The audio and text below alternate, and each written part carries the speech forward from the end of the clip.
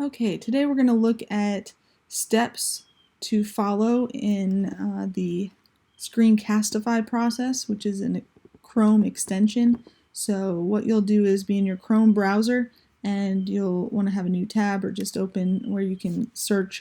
So you can just type in Screencastify, and then probably the first one that will come up is the website. When you go there, it will show that you can add to Chrome, and then it will open in the web store, and you just need to push add to Chrome. It's going to check, let you know that there's some things that it's going to be allowed to do, and then it's going to go through that process. And then over here in the right corner you see the little arrow pop up that lets you know that it's been added. You'll click that and a new tab will come up that is the setup process. So step one is to sign in with Google. You'll definitely want to make sure that you automatically save the videos to Google Drive. It just saves you from having to search where they are. It's all going to be in one folder, and we'll look at that after we make a recording. So sign in with Google. You may have to put in your password because I'm already signed in. It didn't make me, but just sign in with your Gmail account. And then step two is the permissions, making sure your camera, microphone, drawing, annotation tools are all allowed. And then once you go there, make sure you're really sure, push allow again, and you're set up. So now he goes through the process of actually recording. You just push this arrow again up in this bar. It pops up some options. The browser, the webcam only. The webcam is just going to be you. It's not going to have anything on your screen. So, depends on what you want it for. The browser tab is just going to be whatever the Chrome browser is that's on when you push start recording. The microphone you definitely want to be on if you're going to record your voice. Webcam can be in, if you're in the desktop version and the embed webcam, it's going to have like a little picture recording of you while your screen is also showing whatever it is that you're displaying. And so you don't have to have that on, but you can turn it on if you want. The countdown gives you kind of a timer of when it's going to start, and the tools allowed some extra things on there as well, depending on what you're doing. It might be useful to you. So you just push record. And it's going to ask you the final question, whether it's your entire screen or just one application, whether that's Chrome or something like that. I'll just choose entire screen and push share.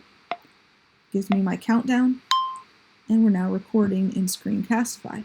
So you can see there's some options for stopping, for pause, for writing, erasing, and that sort of thing. So I would go as a history teacher over to my PowerPoint and pull that up and display that and be able to talk about some geography about China and what we're going to be learning about the Huanghe Valley civilization, whatever it is that I want to bring up. Maybe use the PowerPoint annotation tools so that I can, point out where the deserts are, and it would be a struggle, but get some practice with it before you record, and then you'll do all right.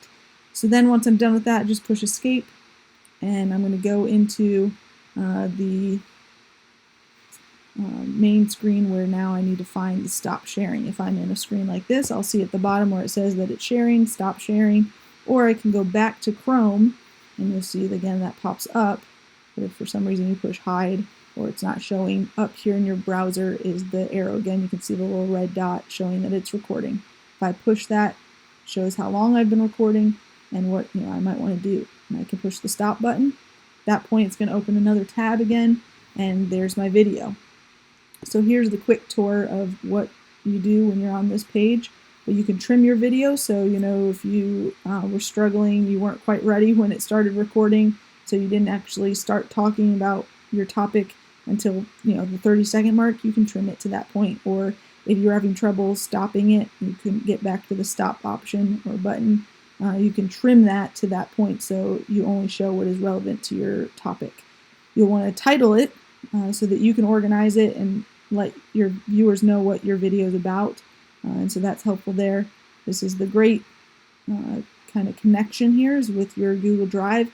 You can copy the shareable link, so instead of having to upload your full video, which can take up quite a bit of space on your email and slow down people's emails from being able to open it and view it, just copy the shareable link and then paste that link into your email, and when they click it, it will take them to your Google Drive and just that video. It won't give access to your whole drive, and so that's nice to kind of free up some space.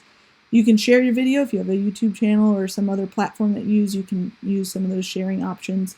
Downloading, again, would save to your actual computer or laptop, but not necessarily required if you're connected on Google Drive.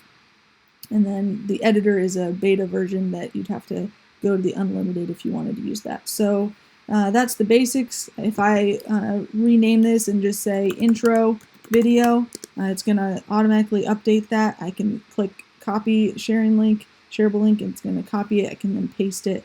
If I want to go to my other recordings, just push the hamburger menu, those 3 lines, click my recordings, and there all of them are, all 2 of them at this point.